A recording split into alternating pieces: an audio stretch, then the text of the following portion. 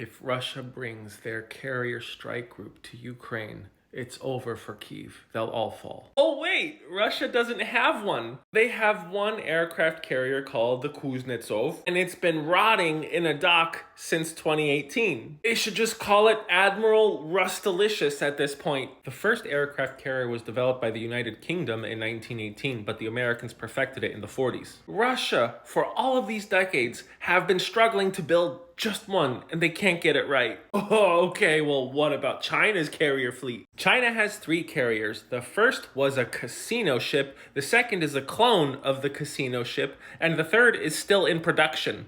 The third aircraft is based just off of American technology that they copied. And you may think, well, it doesn't matter anyway because aircraft carriers are outdated technology. Then why is Russia investing in the Project 23000E Storm where they want to build a carrier strike group by 2030? China wants to have 6 aircraft carriers by 2035. Maybe, just maybe, aircraft carriers are vital for some kind of strategic dominance. That's also why the United States has not only 11 aircraft carriers, but 11 aircraft carrier strike groups. So out of the 27 aircraft carriers on the planet, the US has 11, and NATO has 18 of them. And by far, the NATO carriers are the most advanced on the planet. There are 195 countries on this planet, and one American aircraft carrier could most likely topple 150 of them. And I love the response when people say, well, China and Russia are both leading in hypersonic innovation. This is a very simple Google search. You can see it. You should listen to what the Intel guy has to say about that. And the habitual linecrosser, someone who actually works in ballistic trajectory,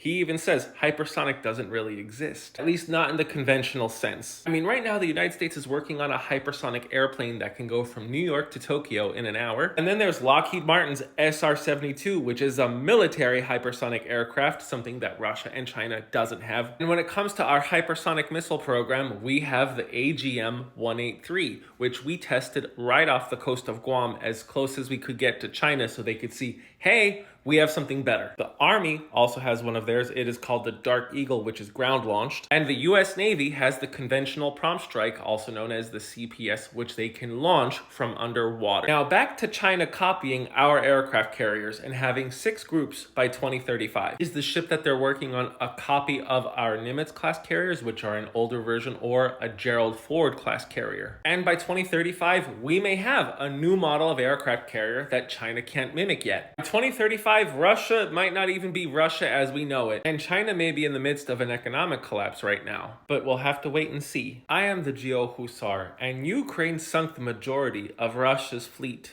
and Ukraine doesn't even really have a navy. Thanks for watching.